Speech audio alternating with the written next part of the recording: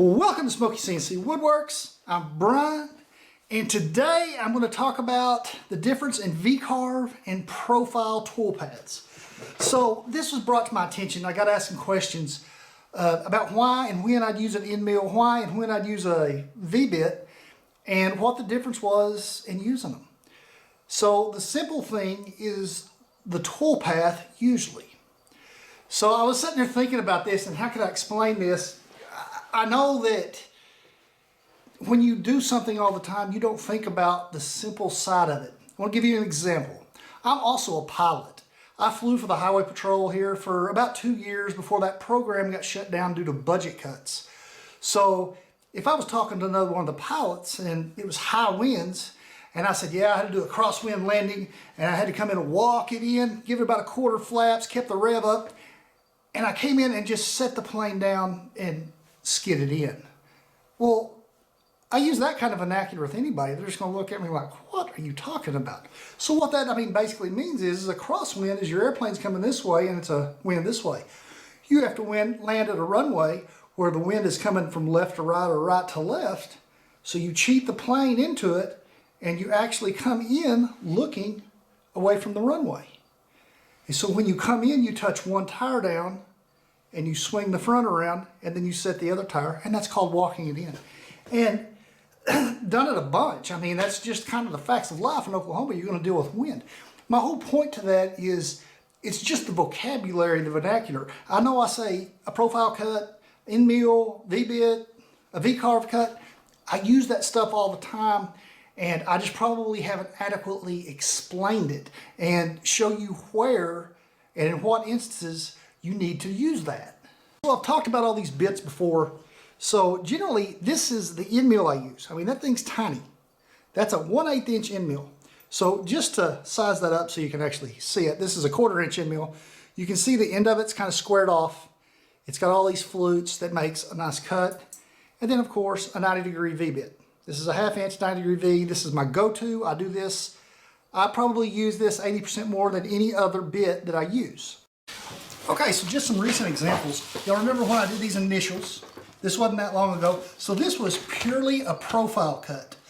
That means I used this little end mill. I'm going to grab the big one just so you can see it, and just because the other one's so tiny. So all this did was when I had this drawn out and had the graphic, it literally sat here and just goes around the outside edge of lines, up and down the lines, and just simply cuts on the edge or on the line. You have the choice of cutting on the outside edge of the line, the inside edge of the line, or on the line.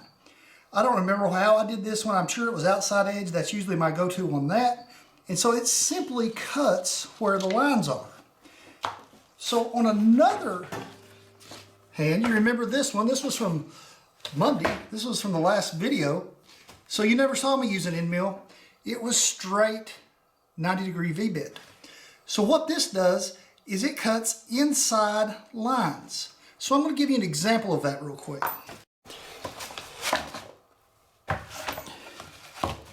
So let's say if I want to cut,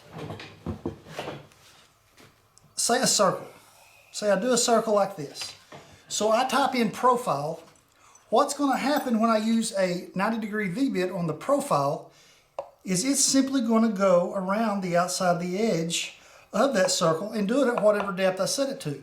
This is 3/4 inch plywood. If I set it to 3/4 inches, it'll cut all the way through and I'll have a nice little circle.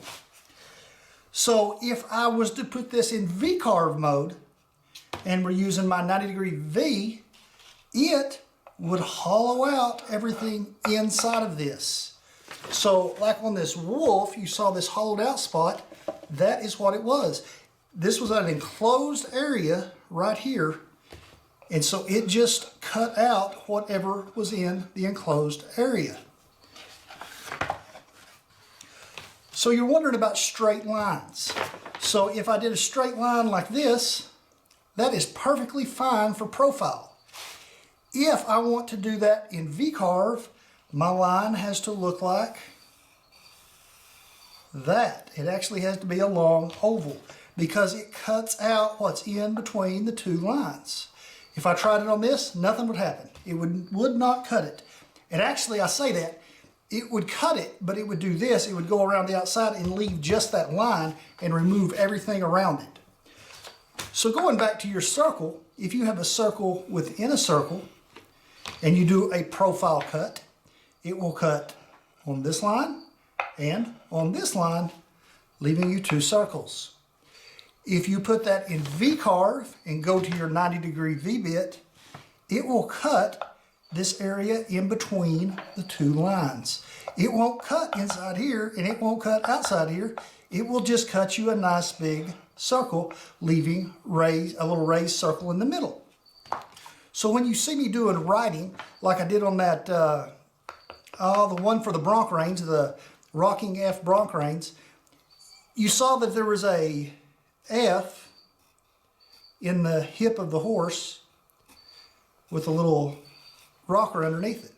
So the reason that stuck up is because it cut, I had Vcarve and it cut all the area around the F. So these are some of the little tricks you can run into in Vcarve if you're trying to Vcarve just an entire project like this one. You have to make sure and highlight just this artwork. Say I had a circle around this and I cut a circle around it and I highlighted everything and wanted to do a Vcarve. Well, if I did that and there was a circle out here, the Vcarve would have cut everything but what's cut right now. All this would be standing up, which it's a cool look, don't get me wrong, and sometimes that's what people are going for. And it would just cut away all the excess out here and leave all this standing up, raised up, which is great. What I'll tell you about that is, where this took about 30 minutes to cut, if I did it the other way with a circle around it and want to remove all the other outside and all this that's right out here, it would take about 3.5 hours. So that's why I choose to do my Vcarve in this manner. So that's a basic explanation of Vcarve and profile. So now I'm going to throw you a curveball.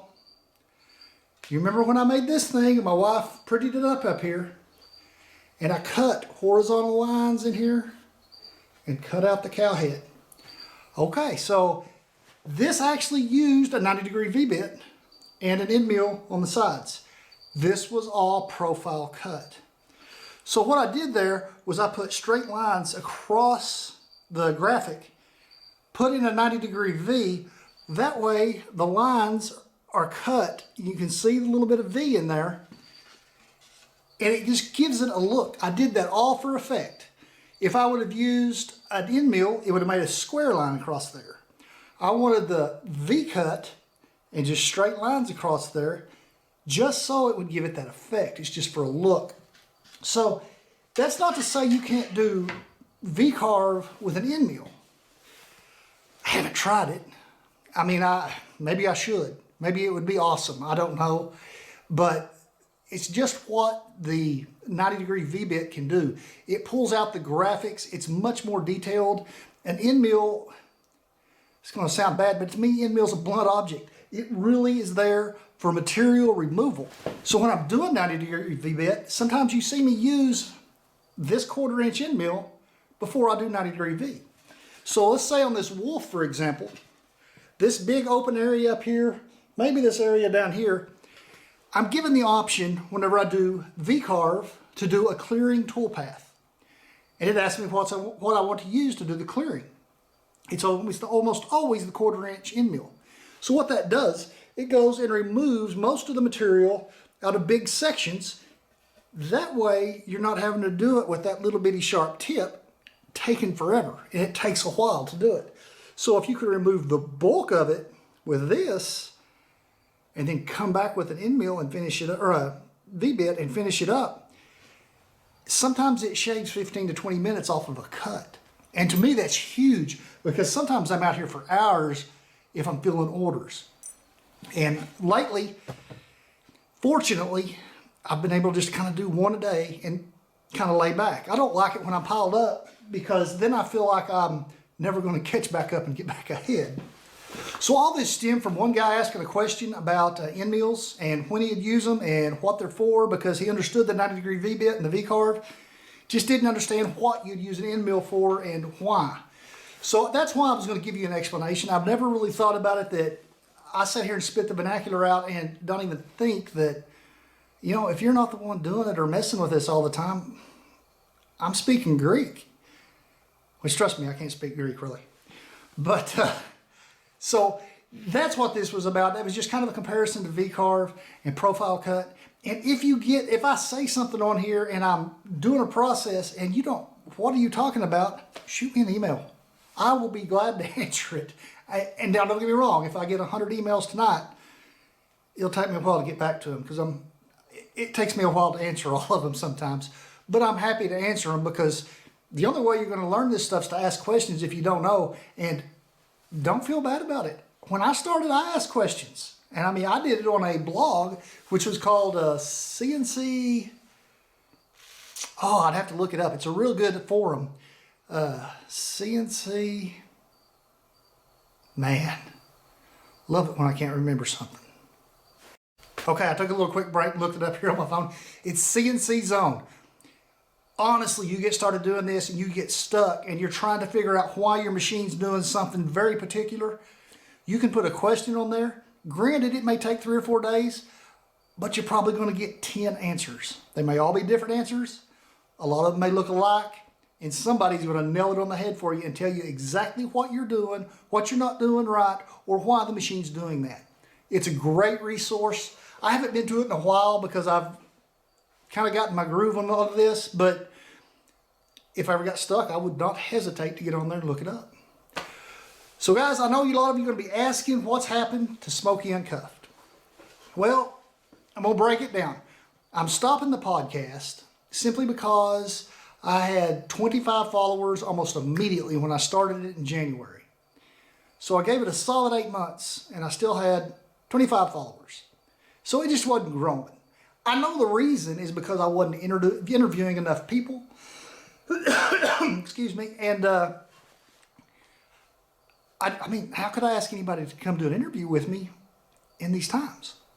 So I'll be putting another video out talking about that once Smokey Uncuffed, letting everybody know the YouTube channel is probably not going away. I'm fixing to twist it. I'll talk about that on there. And you guys just be looking for the next video on there. So guys, if y'all haven't done so yet, please subscribe to Smokey CNC Woodworks. And I'll see y'all next time.